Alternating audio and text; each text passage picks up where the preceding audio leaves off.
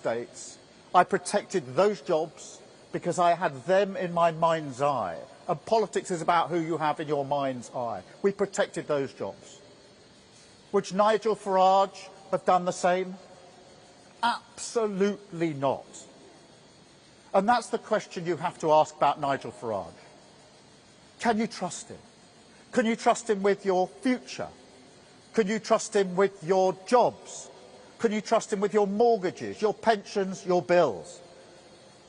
And he gave the answer on Tuesday, a resounding no. He set out economic plans that contained billions upon billions of completely unfunded spending. Precisely the sort of irresponsible splurge that sent your mortgage costs, your bills and the cost of living through the roof.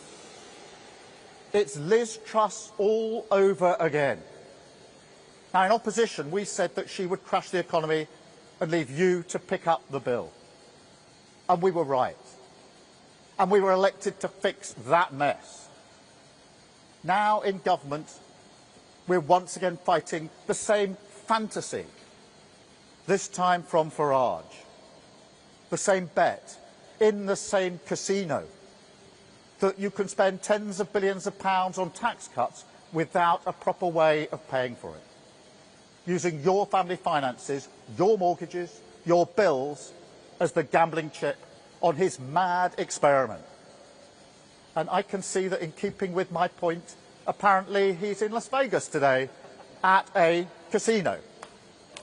And it's not a surprise, because he said that the Liz Truss budget, in his view, was the best since 1986. That shows his judgment. It shows what he'd do. And the result would be exactly the same. Now, I'm not prepared to let that happen. Labour's plan for change has stabilised the economy. Growth in our economy is at the fastest rate in the G7 this year. 4 cuts in interest rates. That means mortgages coming down. And a pay boost for 3.5 million low-paid workers. And unlike Nigel Farage, I know what it's like growing up in a cost of living crisis. I know what it's like when your family can't pay the bills, when you fear the postman and the bills that may be brought. And I know how much work we have to do.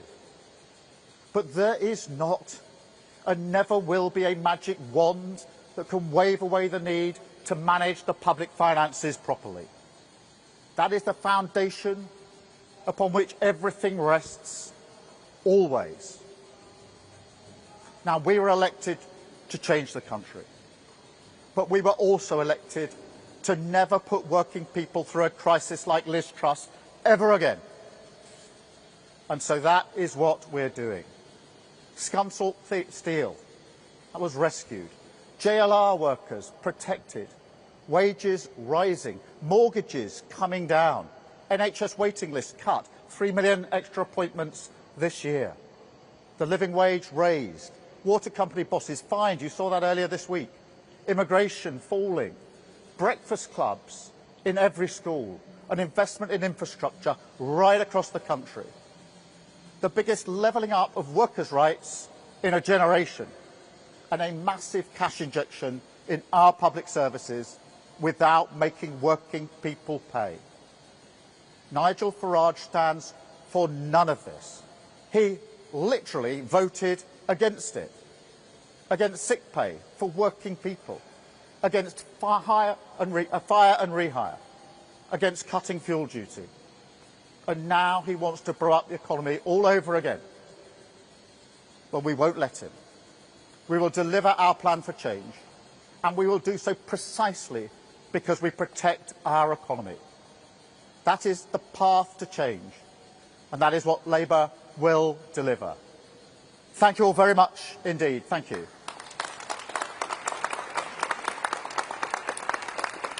And now I'm going to take some questions from the media. I've got a list here. Harry from the BBC first, please. Thank you, Prime Minister. Harry. Thank you, Prime Minister. Harry Farley from BBC News. The speed of the decline in your popularity is historically unprecedented. Isn't this speech today an admission that you have failed and Nigel Farage understands voters better than you. And if I may, you've signalled a U-turn on winter fuel payments. Do you now want to remove the two-child benefit cap? It's really important for me to remind everybody of the absolute mess that we inherited in the economy, with £22 billion missing from the economy, in the health service, which was on its knees, our public services shot through. Our job was to pick that up and turn it around, and that involved tough decisions. But we did that because we knew that the foundation of economic stability is the single most important thing. I vowed that people would never be put through the Liz Truss experiment ever again. And the reason I'm speaking out today in relation to Nigel Farage is precisely because that's what the policies he outlined this week risk for our country. And we're here to make sure that working people are never put through that ever again. In relation to winter fuel, we do want to ensure that more pensions are eligible for winter fuel, and that's what we're working on. Let me just go back to my list. I've got Amanda from Sky. Amanda. Hello, Amanda Acast, Sky News. Reform UK say you're running scared of them, that you're sounding increasingly like them with some of the policies and announcements you've made recently. This is a speech that was very defensive, wasn't it? And also, if I may, one of their policies is now lifting the two-child benefit cap. The Education Secretary was on Sky News this week saying it's something you're considering. Is it something that you personally would like to do? Would you do it? And if so, why not do it now rather than waiting to the end of the year and lift 470,000 children out of poverty? Let me be really clear about the difference between this Labour government and reform. Because we know for a fact what happens when politicians say they're going to spend billions of pounds and it's unfunded. We tried that experiment with Liz Truss. That is precisely what she did. And it wasn't Liz Truss that paid the price.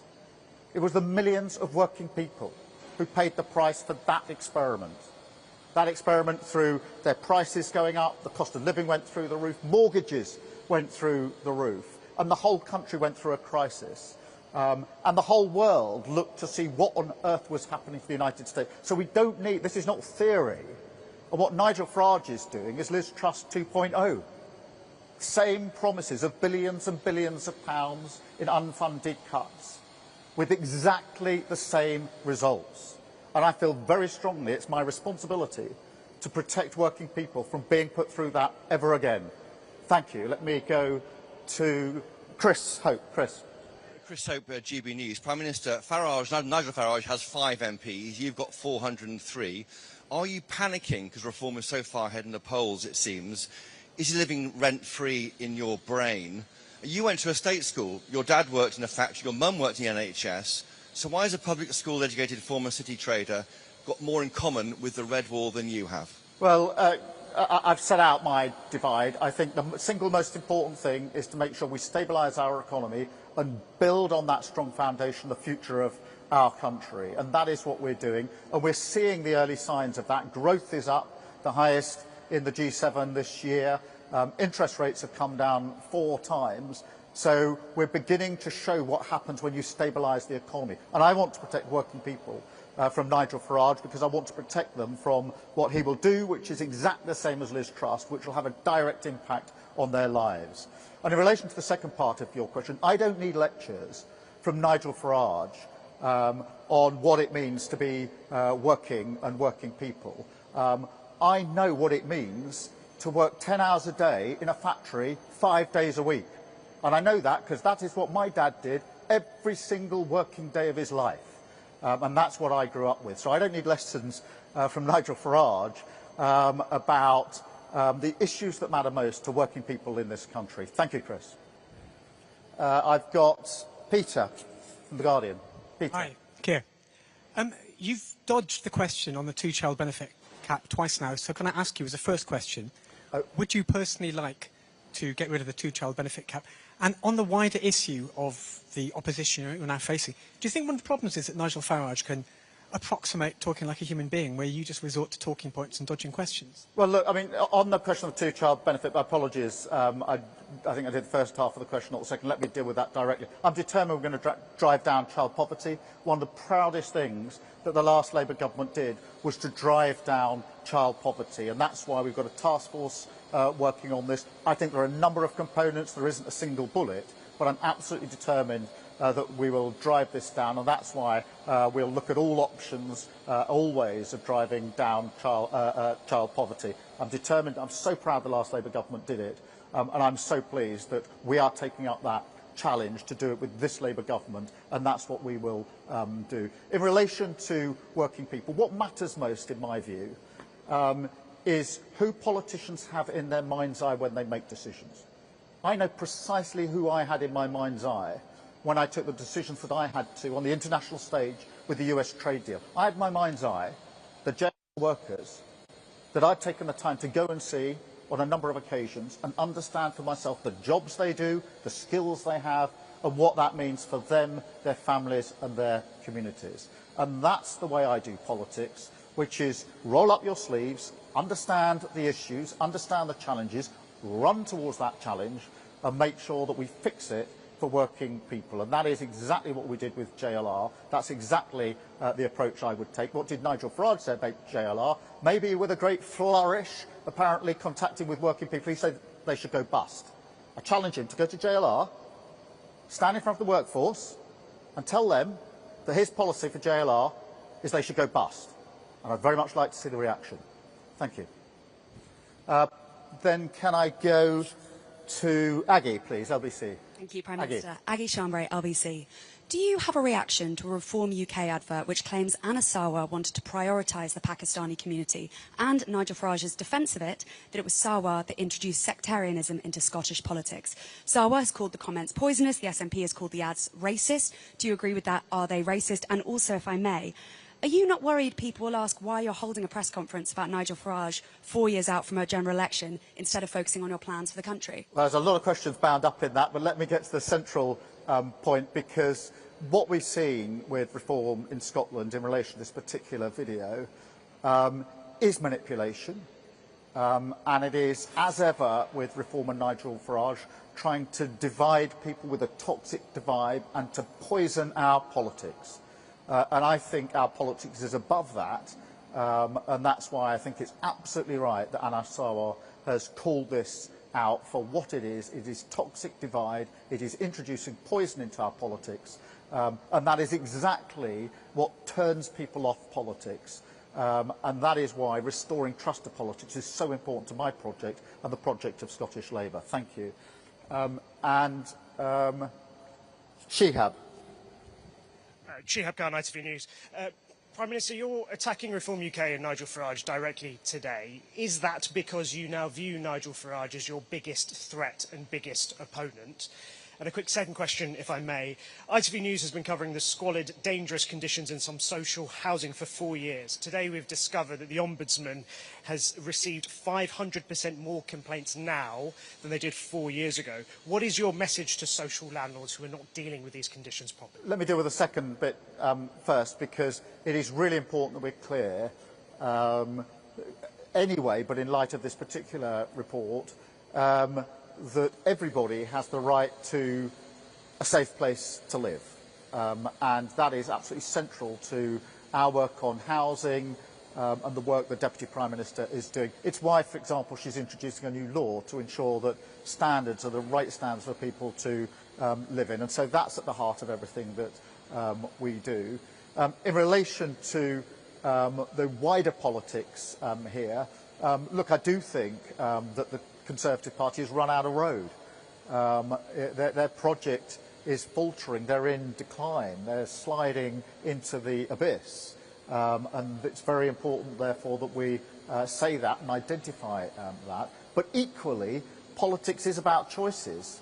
And the choice at the moment is between the choice of a Labour government that thinks that stable finances are at the heart of building better lives for working people, or Nigel Farage and Reform, who only this week said they would spend billions upon billions upon billions, tens of billions of pounds in an unfunded way, which is the exact repeat of what Liz Truss did.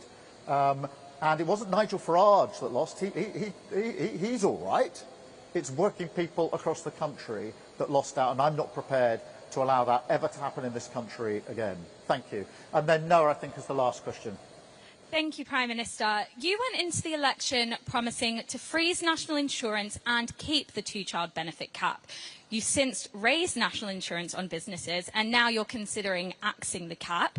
Isn't attacking Nigel Farage's economic credibility a bit rich? Well, I think if we look at the evidence of just the last few weeks, what have we seen? We've seen growth at 0.7%. That's higher than I think most people predicted, including most of the media. I'm not complaining about that or criticising, but it's the highest growth in the G7. Interest rates have come down 4 times. That is a sign of confidence in the steps that we're taking. We've done 3 trade deals with countries around the world. That signals that other countries want to work with this country because they've made trade deals. That India deal, previous Prime Minister's been talking for 8 years, I think, about that trade deal. We managed to bring it in, and it's going to make a difference to people working here. The US deal as well, that was talked about for a very long time. We brought it in. And the EU deal, which is going to have a direct impact on prices in supermarkets. So all the evidence is that if you stabilise the economy, then others have confidence. We've had the record investment into this country, and the result of that is that we can deal with the cost of living crisis, and people have more money in their pockets, they feel better off. And that, for me, is at the heart of everything I stand for politically. Thank you all very much indeed. Thank you again for spending time with me this morning. I really appreciate it. Obviously, you can now get on with your jobs again, but thank you. It's been really interesting to see. Thank you. Thank you very much indeed. Thanks again for showing me around this morning. I really appreciate it. Thank you. And I think it's your story of starting here and finishing here. Did you tell you started 40 years ago? Was it 40 years ago? No, I left school 40 years ago. Left school 40 years ago to come into the trade.